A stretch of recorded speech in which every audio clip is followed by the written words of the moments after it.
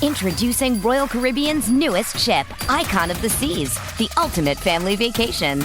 The ultimate 6 slides, 8 neighborhoods, 0 compromise vacation. The ultimate never done that, can't wait to do it vacation. The ultimate chillin' by a different pool every day of the week vacation. This is the Icon of vacations. Icon of the Seas, arriving in 2024. Book today. Come seek the Royal Caribbean. Ships Registry, Bahamas.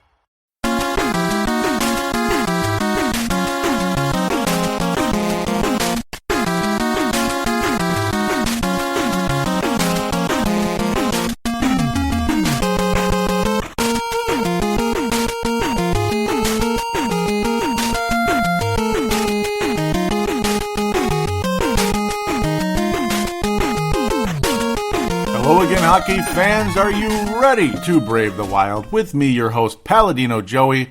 Brave the Wild's available on the sportstuff.com, iTunes, Stitcher, and Double Twist. Want to wish all of you a happy Thanksgiving. It's nice to be talking hockey again here on the air today on the sportstuff.com and all that good stuff. Hey, it's an old tradition, just like the Turkey of the Year by Patrick Royce in the Star Tribune Sports section. Brave the Wild is getting recorded on Thanksgiving Day. Why would I want to change that, right? Well, we're here once again. Hopefully this can bring you something to listen to. Maybe you don't want to be around some of your in-laws, or you just, maybe you need some type of a sports fix. Luckily, the Wild were able to bring a positive change of events last night. Thank God, after a couple of extremely disappointing losses in the division to teams that the Wild probably should have beat. And it's funny, my predictions were 0 for 3 this week. That's right, 0 for 3. Good job, Joe. Good job. But hey, at least we beat Winnipeg. That's good. We lose to Colorado, of course. We lose to Dallas, of course. I thought the Wild might play better against Dallas. I was dead on about Kemper starting. For some reason, I had a strange feeling Kemper was going to start against Dallas, and he did. So there you go. It's going to be a usual show. We review and then preview. We're going to preview 4 games leading into next week, and then look into the prospects. Going to do a little extended look into some of them in the college rankings, as they're doing pretty good. Some of the higher ranking prospects in the Wild system out there. It's a nice sign, and that's why Chuck Fletcher still has his job despite some very disappointing moves along the way. And of course, despite the fact that this team does not have that classic sniper that Mr. Boudreau would like on this team, and he continues to acknowledge that. Like, we can't win games. We can't keep winning games 2-1. We can't hope to do that 1-0. I mean, you're not going to win in this league at a high rate if you keep doing that. You're just going to be one of those bottom-end clubs.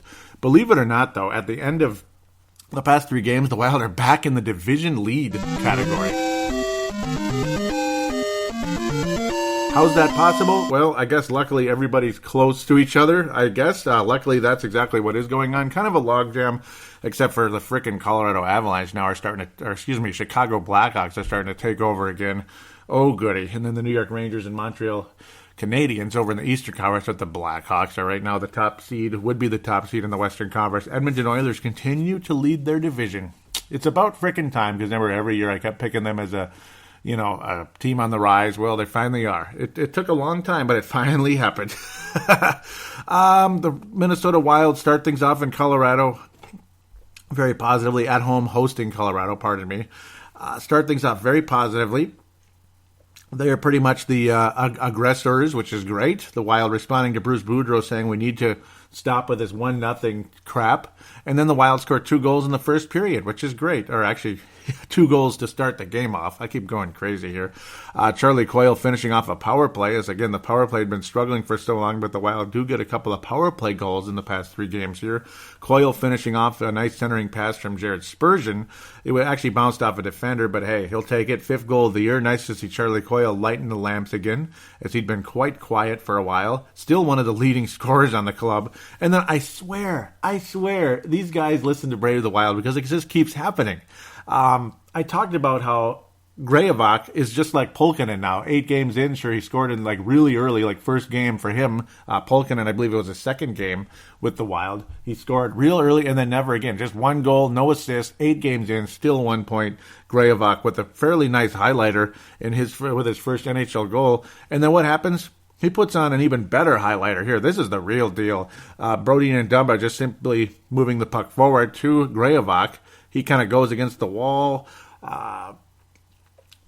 gets himself closer to the net. Just a one-on-one battle, or should I say just 1-on-3, whatever it was. I mean, spectacular by Tyler Graovac, just not giving up the puck, not giving it up, continuing to attack the net, and then he scores like as they say, a Bobby Orr type of style as he goes down. When it seemed like every goal he makes, he's going down to the ground. I saw Brett Hull do that many times as well in his past, and it's just a highlight goal. Second goal of the season for Tyler Graovac. Again, responding very well to my complaining on Brave the Wild last episode 131. Well, all right. Maybe I should keep ripping people, right? I might as well rip Parisi, but then because he's been really struggling. You barely even notice him out there until he finally got an empty netter to wrap things up against Winnipeg as we get ahead of ourselves. The Wild got ahead of themselves. They were excited. Things were going so well. And then you go into the third period, and the defensemen repeatedly get caught sleeping as the Colorado Avalanche in 6 minutes. 6 minute span score 3 goals. The first one was the one that made you wonder. Dubnyk, spectacular all night and spectacular all season. Highlight saves and just save after save, whether they're difficult saves or easy saves or middle of the road saves, getting the job done. And then a guy named Mikko Rantanen was able to nail a one-timer from Nathan MacKinnon. Just a one-timer. Jonas Brodin caught sleeping on the play. I don't know what's going on there. Frustration starting to mount here after this one. Just completely caught sleeping, and then Carl Soderberg on the power play, finishing on that one. The defenseman, it just seemed like everybody kind of was disoriented on this play. It was a bit of a scramble, but then it seemed like nobody knew where the puck was, and it went in. Soderberg finishing there. Suter, not happy about that. It seemed like Suter's always in there. When Suter's always near the puck, but never seems to knock it out of there. And then Nathan MacKinnon with pretty much a highlight type of play there as he was attacking the net, made a move from quite a distance out, actually. Nice move by Nathan MacKinnon. He finishes it, assisted by defensemen Butchman and Eric Johnson. Yuck. Eric Johnson's 8th assist of the season. MacKinnon only his 4th goal of the year. He's been very quiet, but this was the MacKinnon we all remember as one of those top draft picks a couple of years ago. One of those highlight sniper type players that you hope to get in the top of the draft when you have an awful season. One of those guys the Wild always wish they had, but MacKinnon, sometimes it doesn't always pan out. MacKinnon was able to get 2 points in this one, though, and he was the star of the game, nailing the game winner with half a period to go. The Wild just couldn't muster enough. Picard went back into shutdown mode, as that's why he was able to shut the Wild out last time around, and he got the win. Doggone it. The Wild gets several shots on goal in this one. 41, in fact. 43, in fact, actually, when you count the 2 goals.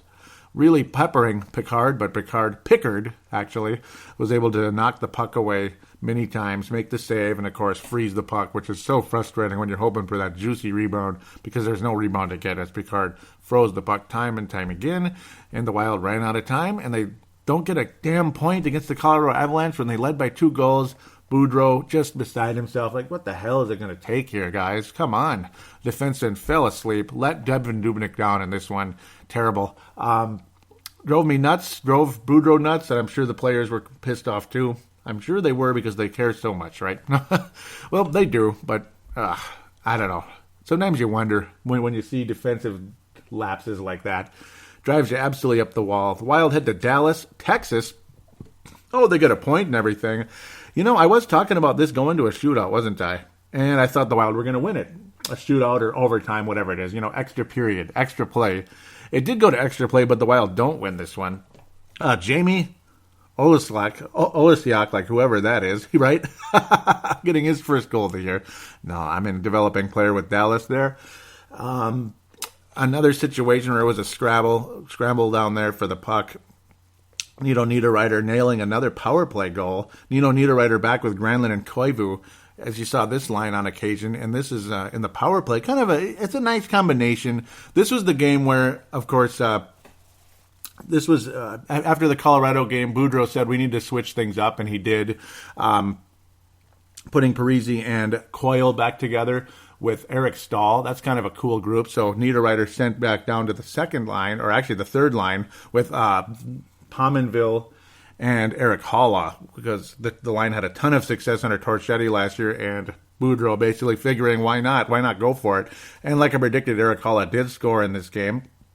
He basically was, I mean, I swear it was like he might as well have been in the crease on this one. It was a really really bloody nose type of play right there in the net. But Erik Haula getting his second goal after Niederreiter got his fifth earlier on the power play. Nice netter. Mikael Granlund, he is having a really nice season. He is one of the leading scorers in the team, mostly because of his nice centering passes. He is a spectacular passer. Centering pass, setting up Niederreiter for the one-timer on the power play. You got to love what you saw. Brett Ritchie, a lot of people thought this might have been some type of this was an odd man rush, unfortunately. Suter, it looked like he was complaining at the ref that there might have been an offside on this one, but it certainly wasn't called. And Brett Ritchie with his fifth goal of the season to make it 2-1. And then, of course, Haula with that nose for the net type of play. Not afraid to get dirty, and that's why Erik Haula is so valuable. Only his second goal of the season, but he always scores against Dallas. And, of course, he missed lots and lots of time. So he's trying to make up for time lost there. Erik Haula, as good of a third-line center as you'll get. Basically, the west walls of this team, speedy, defensive, and a solid player. Got to love what Erik Haula brings. So it goes into overtime, unfortunately. Now, again, Darcy Kemper was in net, very solid, but it had that classic Josh Harding finish, and I don't know why. I always blank on his name, even though I know who he is very well, but I always tend to blank on him as I'm talking because I'm thinking about so many other things, so his name kind of gets put on the back burner. But, of course, this was the classic Josh Harding game. You go on the road against a team you don't really have a whole lot of success against on the road in the past. He turns in a nice effort, but doesn't get rewarded for it. The game goes to overtime. Koivu and Granlund trying to set up a play in the offensive zone. Next thing you know, Granlund gets stripped, and Granlund's on the ground, basically gets bumped and stripped by Jamie Benn. And Sagan, he passes it over to Sagan, and then back over to Jamie Benn, who finishes on the power play from a distance out, just a wrister. Sixth goal of the season. Dallas Stars win. The Wild get a point out of it, but another one that slipped away. I'm glad we got a point, but I don't know. It slipped away. And again, it's amazing that the Wild are actually one of the division leaders at this stage. It's actually quite surprising to see that happening. I'm grateful for it, though. I'm not complaining. Because Dallas, Colorado, Winnipeg not having the kind of season you'd think they'd be having. It's quite stunning, actually, to see it turn the way it is. The Wild host the Winnipeg Jets. It seemed like the Wild always seemed to play them around any type of a holiday season. An early game, 6 o'clock at home, and, cool. These type of games are fun, but it seems like the Wild always rain on our parade. But not this time around, as the Wild end up winning 3-1 at home in Xcel Energy Center. Very cool. Devin Dubnyk was just insanely good the whole game. You saw Blake Wheeler score a goal, and then you saw it get taken away. It was a spectacular redirect, but unfortunately for him, there was a offside call, and it was the right call. And, of course, Blake Wheeler ended up scoring later on in the game. That was the only goal he would get. Of course, the Winnipeg Jets were down 2-0 at the time, but I want to talk about it now so I don't lose my train of thought here. And then he's barking at the refs. Oh, does that one count? Does that one count? Come on, man. It was offside. It was obvious. The other skater was well past the puck there, crossing the blue line way before the puck. So I don't know what he's getting an attitude for. No smile, no celebration, just staring down the ref. I don't know. I want to like Blake Wheeler, but there are times I really don't like the guy at all, to be quite honest. And on that play, I didn't like him at all. Jason Zucker, Mikko Koivu, guys just dying for points. Granlund adding another one. This again after a scoreless first period. The Wild score very late in the second to finally get something in there. As Helichuk and, of course, Devin Dubnyk just pitching shutouts with each other. Another one of these. I mean, the Wild always seem to run into these the whole season. And then Koivu finishing off another good centering pass by Jason Zucker. So now Koivu, Zucker, and Granlund playing together. Interesting line. You're constantly seeing switches here. You saw about 1 million chances for Stahl, Coyle, and Parise. It's nice to see them together. Parise, the past few games, had been struggling so much. Pominville drives me nuts, by the way.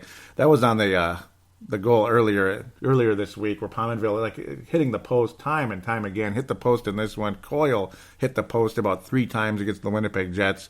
You'd think he would have scored 4 goals, like Parise, Coyle. Pominville, same thing, though. That's one of the reasons the Wild don't score. It's like they make a play, they beat the goalie, and then they hit the post. It's unbelievable, the frustration that continues to mount with this team right now. But luckily, the Wild were able to cash in. Again, a nice centering pass from Zucker. started by Granlund, Zucker, and then ultimately a finish by Koivu. Zucker's passing skills have really improved the past few years, and that's why he was racking up points early in the season. And then all of a sudden, it just kind of disappeared because the scoring completely disappeared. You always saw Zucker as a guy who just scored, didn't get assists. Now he's almost as good a passer as Granlund. In fact, he pretty much does the same type of passes as Granlund. But I would say Granlund is the best passer on the team. Koivu finishing on the one-timer, very close to the net, third goal of the season. That's great. That's awesome. And midway through the third period, after Dubnyk continued to shut out the Winnipeg Jets, after Brodin making it 2-0 there, power play goal. It's nice to see Brodin on the power play, putting the puck on net, redirecting. Again, it was redirected from a Winnipeg defenseman. It slowed the puck down, but it made the angle more awkward, and luckily it went past. So Brodin getting his second goal of the season. Believe it or not, both on the power play. That's hard to believe, but it's kind of cool. Keep him out there, I guess. I mean, if anything, he's not going to get the James Shepherd Memorial, even though he got beat so miserably. It seemed like that continues to happen. He'll have a bad play a game or two before, and then he'll miraculously score or set somebody up, and he'll avoid it by this much. Again, at that point, just a minute later, Wheeler making it 2-1 on the power play, 7th goal of the season. And then it was, again, the Wild went into trap mode, basically, at that point. Got a couple of shots on goal, but nothing special. It was pretty much Dubnyk and the Wild going into trap mode, and it was nicely done. This was a much better played game than the Wild had before. No defensive lapse this time around, and ultimately Parise finishing on an empty netter. Nice feed from Eric Stahl, pushing the puck forward, giving Parise a chance to put it in for his third goal of the season. Much needed. I mean, if it takes an empty netter, it takes an empty netter, and Zach Parise able to break the drought here, and good for him. Again, been struggling all season. He was definitely going to get a James Shepherd Memorial the way things are going, and it wasn't trying to kick a guy that's down. Of course, I know he's been hurt and such, but it's like still, it's frustrating. It's like, is he the next Danny Heatley? Is that where he's heading? I don't know. Hopefully, Parise, this can get things going a little bit, get a little bit of confidence going, hopefully, somewhat. At least light the lamps a little bit, and then now with Stahl and Coyle working with him, should be an interesting top line. And you know what? It's the rightful top line of this team, to be quite honest. The Koivu, Granlund, Zucker is a nice line. Then you get your Halla, Pominville, and Niederreiter back together again. That is a great combo. They've been a good factor along the way. And, of course, the fourth line is kind of like pick me, other than, of course, Tyler Graovac, who was awesome all week. Tyler Graovac, absolutely fantastic. I'm going to give him the Mike Modano Award for the week. Great wall play. It's like he just gets it. Something clicked early on in the season, in the preseason and such, and training camp. Boudreau was very disappointed with the guy's effort. Couldn't believe what he was seeing, pretty much. And then now, whatever it is, something has clicked with Graovac, and you're seeing great effort. You're seeing him outwork people. You're seeing him make smart plays, and then he was able to get a goal again against the Colorado Avalanche. Since then, he hasn't done that, but he just great wall play, setting other people up, starting plays, starting opportunities. He's as good of a fourth line center as the Wild are going to have at this point. He's also been playing wing. He moved up with Koivu at times, playing with Koivu and Granlund, but then now Zucker's up there. You're seeing shuffle. You're seeing the line shuffle. You're seeing Graovac at wing on occasion on the second line, or center on the fourth line. That's what you're seeing on occasion. He was good on the wing when he was good on the wall. That's where he was solid there, but then back to center against the Winnipeg Jets. So kind of is what it is. That's what's nice about Boudreau, not afraid to shuffle the lines. He's not overdoing it, but he's trying to put players in position to be successful. So there it is. I mean, you can't really go wrong with that. As for James Shepherd Memorial, I'm kind of having a tough time with this, and I'm going to go with Pominville because the guy can't finish for his life. Time and time again, he had chances to score, and he had an open spot. He could have beat the goalie, Helichuk. He could have beaten Niemi. He could have beaten Picard, and it's just off the post or right into the goalie's pad. Like, it's an easy chance to score, and he's just not getting it done. So Jason Pominville will get the James Shepherd Memorial for this particular episode. Fun finish to the week, but frustrating at the same time. You got to beat Colorado. You had a chance to beat Dallas. You just didn't get the job done. Quick breakdown in overtime. You don't reward Kemper for putting in a wonderful performance on the road. Back-to-back good performances for him. Luckily, you do reward Dubnyk this time around. It was frustrating how he didn't get rewarded in the Colorado game, despite how aggressive the Wild were in that game. Pickard just good enough, obviously, and the Wild defense falling asleep in that one. But miraculously, the Wild are one of the division leaders now. I'm, again, shocked to see that happening. But it is happening, and that's wonderful. Stahl continues to lead the team in scoring, but you got the Granlunds, you got the Coyles hanging around there, and good for him. Niederreiter as well. Nice to see those guys doing well. Koivu desperately needing a point. Brodin desperately needing a point. And, of course, Groyevac desperately needing a point. Nice to see those guys at least, and Holla adding to the net, lighting the lamps or adding assists this week. Again, Parise finally getting something with an empty netter. It is what it is on that one. So we'll wrap up this segment and then come back, preview 4 games, and look at the prospects and how well some of those guys are doing in college.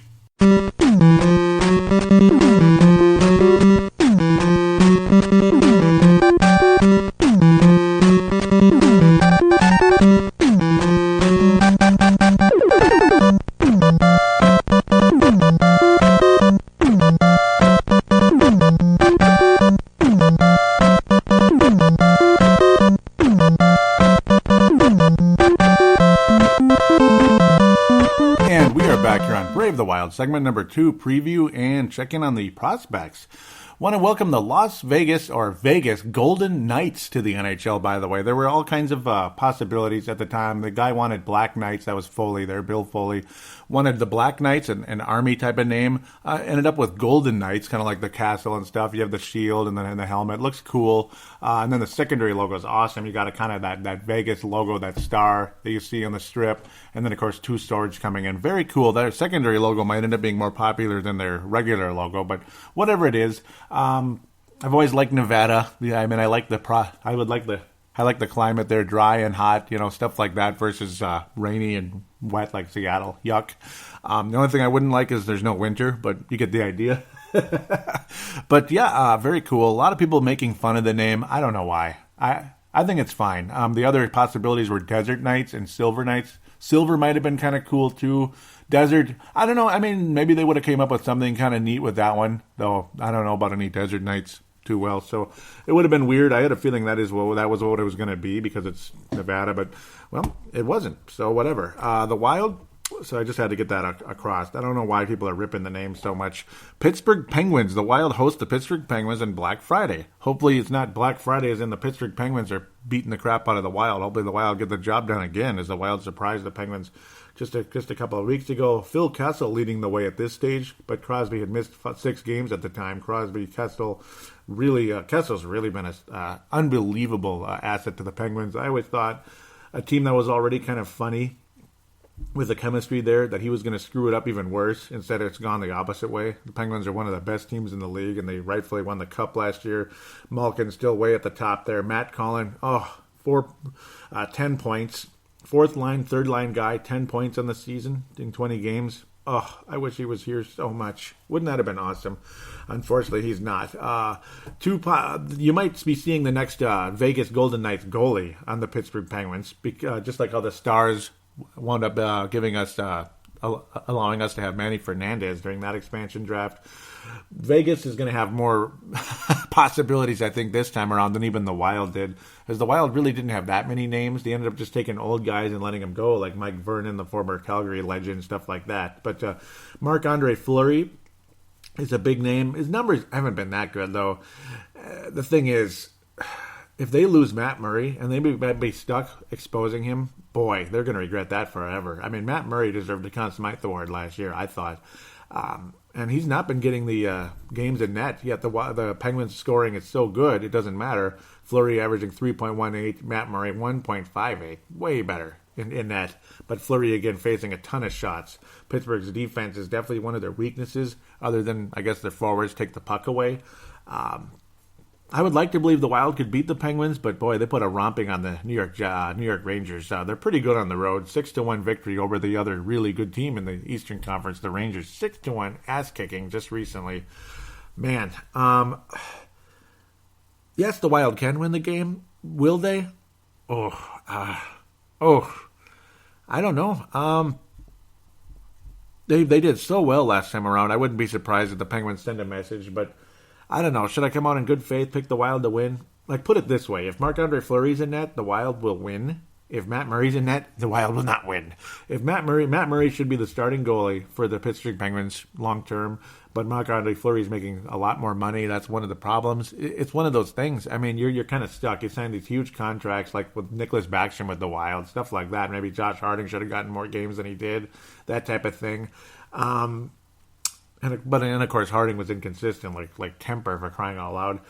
Murray is a legitimate goalie in this league. The Wild will definitely not win the game because their offense has been struggling enough. The only hope is that Andre Fleury will be in net and he won't have a good game and the Wild capitalize. Most likely guy to score against the Pittsburgh Penguins. Should I say it?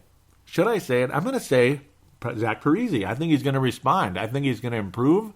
And you'll see Zach Parise score against the Pittsburgh Penguins, a team that really pursued him back in the free agency. That's what I'm going to go with right now. The Wild will... I'm going to go with Fleury in net, and the Wild win 4-3, possibly, and I will say in an extra period. Pittsburgh will get a point out of it, but the Wild win 4-3. Zach Parise somehow, some way will score in the game. So good for him on that sense. St. Louis Blues, the Wild head to St. Louis. They're in second place in the Central Division. The Wild in third, miraculously. Of course, Chicago taking their doggone rightful place in first.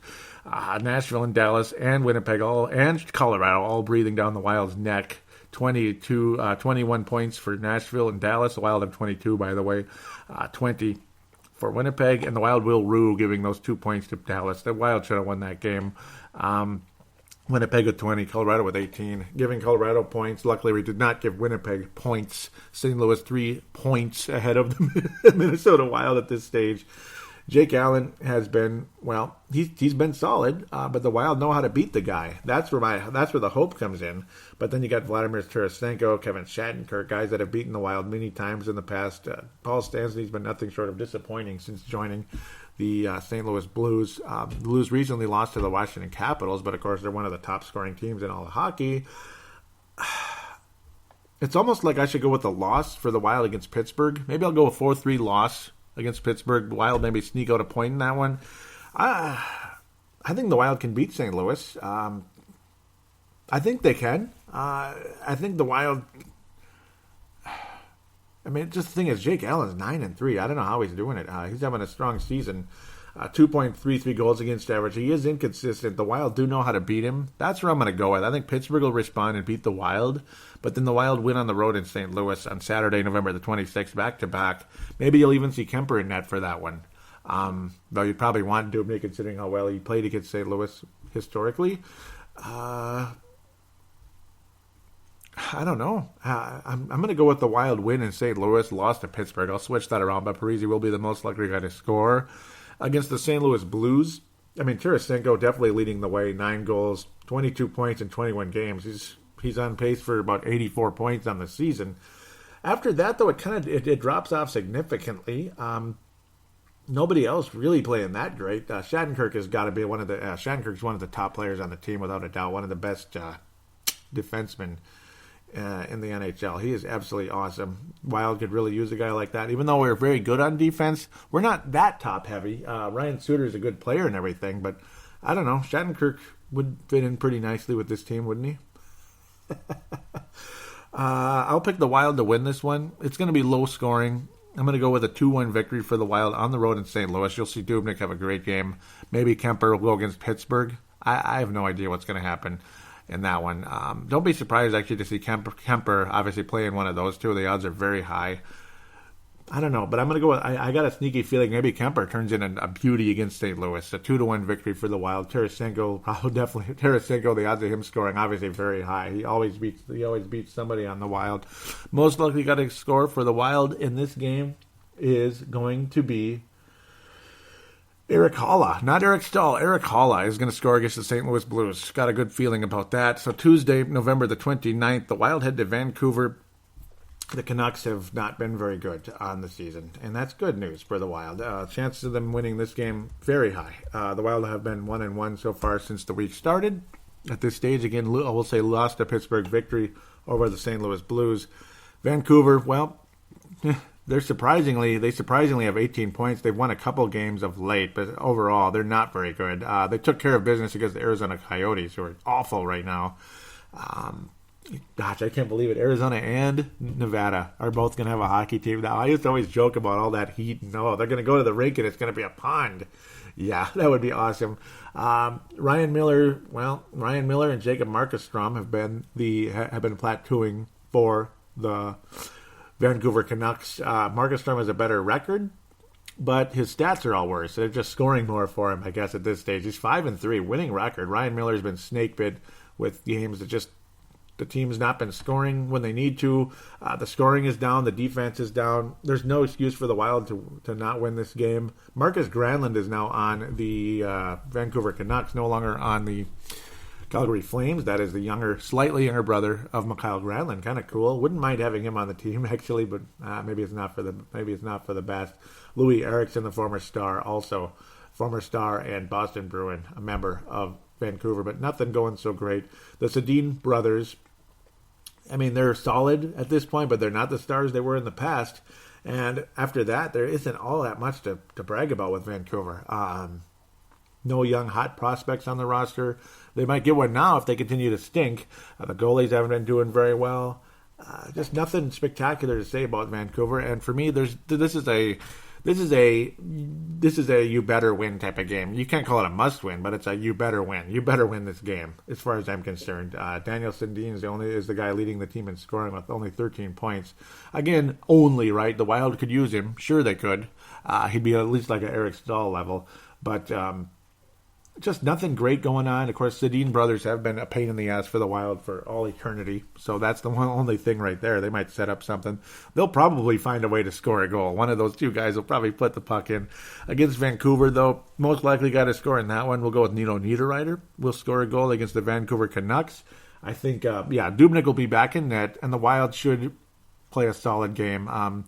Vancouver scored 4 goals against Arizona, but Arizona's got just nothing going on right now. They really suck big time. In fact, Vancouver played a nice competitive game against Chicago. That's the one thing that scares me. Got pounded by New York 7-2. I wish the Wild could do something like that, but then take advantage 2 wins against Arizona in the last couple of games. So naturally, the record is going to be a little better. 5 goals, though, against Dallas on November the 13th. That's kind of surprising. So the Vancouver offense finally starting to wake up for the most part of late. 5 goals against Dallas. The worst game was against the Rangers, but the Rangers are a great team. And, they become a great team again, that is. And good goaltending, good defense, everything. I mean, the Rangers just are, like a natural team out there, natural winning team. I don't know if they'll ever win a cup, but they'll be in contention forever, pretty much, at least for a little while. The Wild need to win this game. I'm going to go 4-2 victory for the Wild. Most likely guy to score, Nino Niederreiter, in this one. And then as we head into November, everything is locking up on me. What the hell am I doing, right? It is Calgary. Or December. We're going to move into December. I'm locking up mentally here. Friday, December the 2nd, the Wild will head to Calgary, Alberta. And let's hope and pray. Let's hope and pray the Wild score this time. That's all I got to say. Don't be surprised to see Chad Johnson in net, because why wouldn't they put him back in net? I mean, after that, and after an awful season Brian Elliott's having after coming from St. Louis. I mean, Brian Elliott finally getting a chance to be a starting goalie in this league, and this is what he follows up with. It's unbelievable. I can't believe they're falling apart like that. It's pretty ridiculous, to be quite honest. I don't understand why. It's like at this point, Chad Johnson needs to be the starting goalie for this team. And one thing I'm a little afraid of, don't be surprised to see a little bit of feistiness out of this Flames team. Yes, again, just like Vancouver, low scoring and not so good goaltending, but then again, Chad Johnson has been great. 6-3 record, and he's pretty much taken over the starting reins at this point, and he deserves to. 2 shutouts on the season. Again, I said 6-3, 2.08 goals against average, and he's been a successful goalie in the past. He just stunk with the New York Rangers. Recently, just shut out the Columbus Blue Jackets 2-0, and that's the Flames right now. They're kind of like what the Wild have been, low scoring. Getting shutouts, low scoring, but allowing almost nothing. And that's kind of been the change of identity for Colorado since Chad Johnson Calgary, since Chad Johnson took over. I'm losing my mind. I apologize. Michael Frolik leading the team in scoring at this point. Johnny Rindu with a broken finger. They're pissed off at the Wild for all the hacking away that the Wild did, slashing him over and over in the game. So again, don't be surprised to see a lot of fighting. Calgary has had a reputation at the past couple of years. Don't be surprised to see a lot of feistiness from the Flames against the Wild for what took place. But hopefully the Wild are able to take advantage of that. This game does scare me for that reason. I don't want somebody to get hurt like Parisi, who, it just seemed like all the time, whenever there's always some type of stupid type of like puck off this or slash that, and then broken this, broken that, or cracked this, bruised there, something. I hope Parisi could come out of this one without something bad happening to him or somebody else, obviously along the way, like a Hala, something like that. Hopefully the Wild do not get some type of cheap shot from the Calgary Flames at this stage. If not, the Wild, they need to beat this team. But unfortunately, Calgary, again, emerging with Chad Johnson in that. I'm going to go with the loss, and I have to. 2-1. I'm going to go with the loss. Charlie Coyle will score the only goal for the Wild against Chad Johnson and the Calgary Flames. I just don't have a good feeling about this one. I hope I'm wrong, and you know what? If I'm wrong, I'm wrong. It's not like I'm losing money, and I'm not encouraging you to bet money on this or bet money against that. But I'm going to go with a 2-1 loss to the Calgary Flames. Chad Johnson is just getting the job done, and he's created a totally different, it's a totally different turn of momentum for the Calgary Flames, who were just awful with Brian Elliott in net. At some point, Elliott's going to have to get back in there and step it up. And if he is in net, well, take advantage of it and win the game 4-2 or 4-1. That's what I'll pick if Elliott's in net. But odds are Chad Johnson will be in there, and I'm picking a 2-1 loss for the Minnesota Wild. It would be the greatest thing ever if you saw a repeat of that New York game when the Wild won. Was it 6-3 or something? 6-4. It was kind of a sloppy game, but they were scoring like crazy on Chad Johnson. I think the sixth goal is an empty netter, but still, Johnson struggled mightily against the Wild 2 years ago against the Islanders, but since then, he's been fantastic. Ever since then, against Buffalo, when the Wild played against Buffalo last year, Chad Johnson shut the Wild down. So, I don't know. He's definitely been on a tear the past year and a half, and good on him. That's why you're in the league, to get the job done, make money, and there you go. And that's what Chad Johnson's going to be doing if he keeps this up. 2-1 loss to Calgary on the road. Let's check in on some of those prospects, eh? So let's first go to I'm going to go to the college ranks first. Luke Kunin, the Wisconsin Badgers, our number one pick.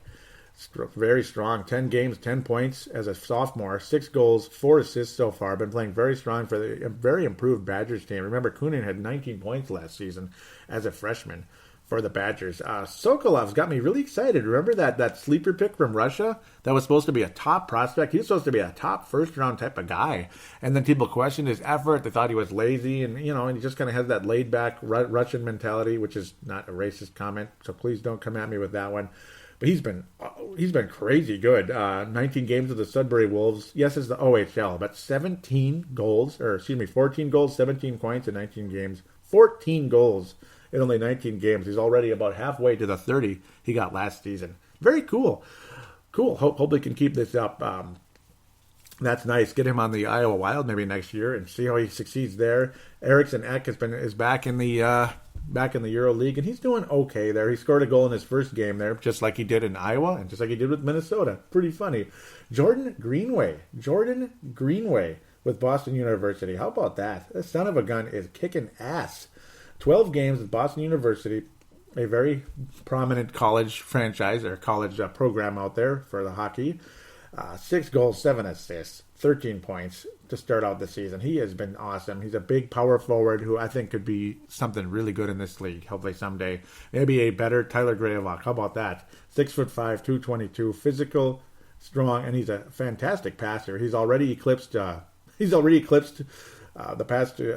past season as a freshman with 5 goals. Still was solid out there, 26 points as a freshman, because he had 21 assists. But man, already 6 goals in only like 1/3 of the season here. Nice start for Jordan Greenway.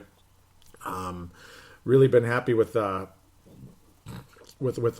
guys in general. The Iowa Wild so far this season, Well, Jordan Schrader leading the way, Pulkkinen also leading the way, guys that are probably going to spend most of their careers in the minors, unfortunately. Gustav Olofsson still strong with 10 points, hasn't scored since, but he's been generating offense, so he's keeping this team going. Alex Tuck still stuck at 10 points, Lucia. So no major names stepping up in terms of the scoring, but there's one thing that's got me feeling way better right now about Alex Stalock. My goodness. He was able to get a shutout, and quickly, his goals against average dropped dramatically down to 3.4, and now it's down to 3.17 after allowing only one goal. He's actually surpassed Steve Michalek in his goals against average is slightly better now. Save percentage still not where it needs to be at about 89. Michalek still got him beat there. But they're both 4-5 on the season, and the Iowa Wild stepping up of late. Defensive, they're kind of turning into the Calgary Flames now of the AHL. Not the Wild, because they have a losing record. Sam Anat still stuck at 4 points. Seems like he can't stay healthy either. It's really frustrating to see that going on. Curtis Gabriel, again, not doing much of anything. Just another overly physical guy, but not doing a whole lot other than that. Again, the scoring side, not much to get excited about, but it's really nice to see.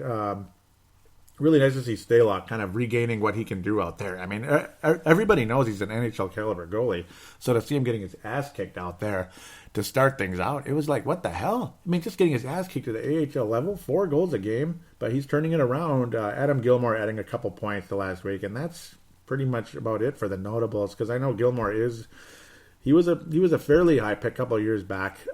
He's been hanging around longer though. He's not like Greenway where he's only like 19 years old. He's in his 20s already. So time to get going for him.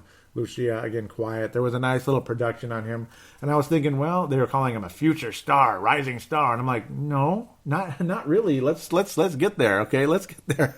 He's not there yet. So, nice production, though. The guys in college really stepping up, and I'm very excited about that. Kunin and Greenway in particular. First-round pick Kunin this year, and, of course, Greenway last year. Really doing well. Alex Tuck, well, he had a little surge down there in the AHL along with Gustav Olofsson. Not so much this week. It's mostly been Stalock. It's been much lower-scoring games, and Gustav Olofsson's been good on the defensive side. That's the good thing. So that's the other side that's very important with Olofsson. A lot of people see him as a stay-at-home defenseman, but no, he does provide offense, and it's showing. And it started showing last year when John Torchetti was the head coach of the Iowa Wild before he was brought up here. He was literally called up to replace Mike Yeo mid-season last year in February, as we all remember very well. Number 13 marks the spot. Wild have been undefeated against Boston since then. Ooh, kind of cool. So, hoping for a positive week here. I'm going 2-2 right now. Don't trust us against Calgary. Pittsburgh, St. Louis, though, I'm not going out in good faith. And Vancouver, you got to win that game. That's a you need to win that game type of situation. So there it is. Hoping the Wild can hang on to at least third place in the division. That would be fantastic. Keep yourselves in playoff contention. As long as you make it, who knows what can happen. But it would be nice to at least be a little higher than 8 this year. I don't want to get stuck playing Chicago in the first round. Screw that crap.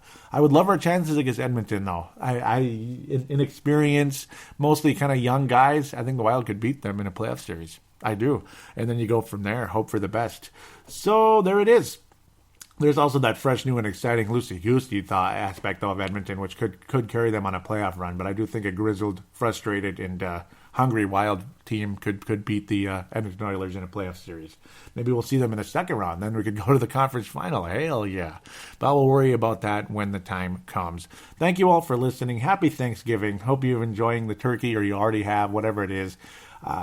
The Viking game is starting in any second now, too. It's probably, you already know what happened at this point, maybe. But maybe not. Maybe you got the game on, and maybe you got this on instead, or on at the same time. Who knows? God bless you all. Enjoy yourself. Please don't drink and drive. Be smart. Use common sense. And take care. We'll be back next week with hopefully a winning 4 games, and not 500 like I'm predicting.